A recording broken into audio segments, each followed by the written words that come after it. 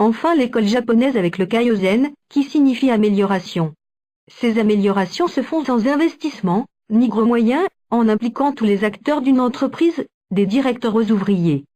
Cette démarche repose sur des petites améliorations faites jour après jour, mais constamment. C'est une démarche graduelle et douce, qui s'oppose au concept plus occidental de réforme brutale ou du type rupture.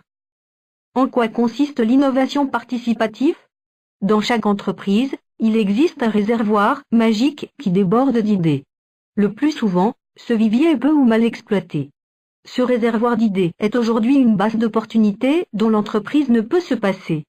Pour ce faire, l'entreprise doit offrir à l'ensemble des collaborateurs des outils qui permettent de capitaliser et d'être réactifs par rapport aux innovations ou améliorations. L'exemple d'une filiale d'Areva, qui regroupe 1200 salariés sur un même site, illustre bien l'adage « Les petits ruisseaux font les grandes rivières ». Une petite idée relative à la programmation du chauffage a permis d'économiser 60 000 €. L'idée de modifier un outil dans le traitement des déchets a permis de réduire la masse de déchets à traiter de 1,3 kg à 300 grammes. Ce changement a généré des gains significatifs sur les coûts de traitement des déchets d'exploitation.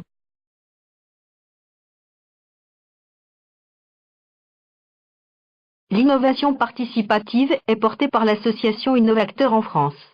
On y retrouve des grandes enseignes françaises telles que Renault, Accor, Veolia.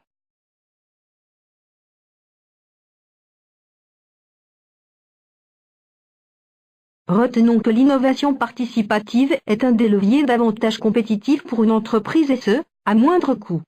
Elle nécessite une bonne gestion des compétences et des projets. L'innovation participative conduit progressivement les salariés à devenir des intrapreneurs. Nous allons aborder cette notion d'intrapreneur dans la prochaine diapo.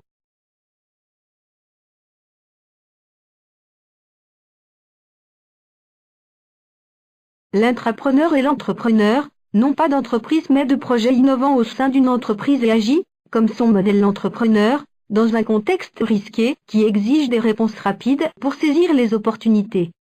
C'est un salarié hybride qui se situe entre un manager intermédiaire et un entrepreneur.